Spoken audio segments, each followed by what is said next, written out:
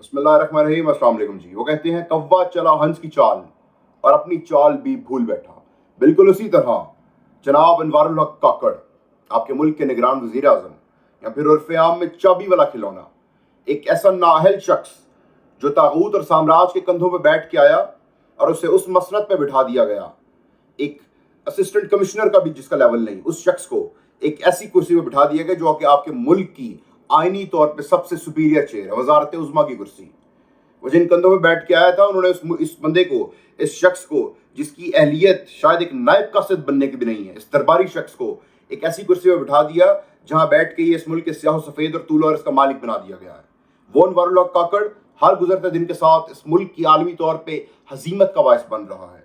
वो अनवारुल हक काकड़ मुल्क के पाकिस्तान को पूरी दुनिया के सामने अपनी ओछी हरकतों से रुसवा करवाने में वो कोई कसर नहीं छोड़ रहा।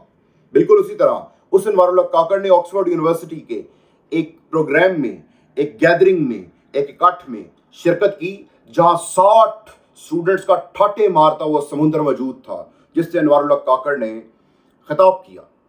खैर, उस जो गैदरिंग थी उसको किसने ऑर्गेनाइज करवाया ये कहानी फिर सही, लेकिन सब कुछ था प्लांटेड। 60% पाकिस्तानी स्टूडेंट्स उसमें मौजूद थे उस गैदरिंग में, जो 60 स्टूडेंट्स की गैदरिंग थी।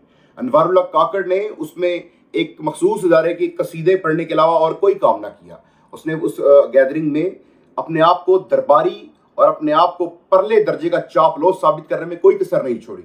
उसने बताया कि जब हमें बटग्राम में चेयर लिफ्ट वाला वाकया का सामना करना पड़ा, वो एक हादसा हुआ, उसने आर्मी की जो कैपेबिलिटी है, प्रोफेशनल कैपेबिलिटी, उस पर रोशनी डाली और कसीदा खानी करते हुए बताया कि वहाँ हमें आर्मी की ज़रूरत पड़ी और हमने आर्मी को रिक्वेस्ट किया। यानी कि इंटरिम गवर्नमेंट का जो वज़ीर आज़म है, निगरान वज़ीर आज़म, जो कि आइनी तौर पे सबसे बड़ा ओहदा होता है वजारत उज़्मा का इस मुल्क में, वो बता रहा है कि मैंने अपने एक मातहत इदारे को रिक्वेस्ट करके बुलाया।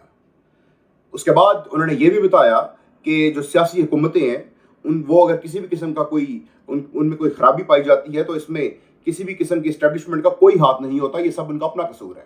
उसके बाद मजीद खिताब करते हुए उन्होंने अपने आप को फिलोसफर भी साबित करने की नाकाम कोशिश की और वो फ्रेंच रेवोल्यूशन और दूसरे जो इनकलाबात हैं उनकी गुफ्तगू करते रहे। मजीद काकड़ साहब ने, जो सामने बैठी थी अवाम, जो प्लांटेड लोग थे और अंदर कुछ ऐसे भी थे जो प्लांटेड नहीं थे, उनको खुश करने के लिए ये भी कहा कि वैसे तो मैं बड़ा सही और अकीदा मुसलमान हूँ और मुझे इस पर फख्र है, लेकिन हम कादियानियों के हकूक की बात भी करते हैं और हम कादियानियों के जो हकूक हैं या कादियानियों को जो चीज़ डिज़र्व करते हैं, हम उनके साथ खड़े हैं।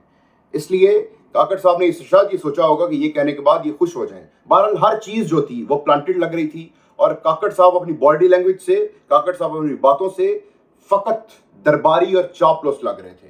इसलिए नाज़रीन और हाज़रीन, वो कहते हैं कि अल्लाह पाक ने जब किसी के साथ कुछ बुरा करना हो या अल्लाह पाक ने उसको सज़ा देनी हो तो अल्लाह पाक नीचे आकर उसको डंडे नहीं मारता, बल्कि अल्लाह पाक उसकी मत मार देता है। काकड़ साहब को लाने वालों की भी कुछ ऐसी सूरत हाल है और काकड़ साहब की कुछ ऐसी सूरत हाल है, जिसके बाद हमें ये नज़र आ रहा है कि काकड़ साहब हमारे मुल्क की हजीमत का और रुसवाई का बायस बन रहे हैं दिन ब दिन। अल्लाह पाक हमारी इस मुल्क पाकिस्तान की इस जैसे नमूनों से जान छुड़वाए ताकि मुल्क तरक्की की राह पे और तरक्की की मनाजिल पे गामजन हो। वमा अलैना इल्लल बलाग। बहुत शुक्रिया।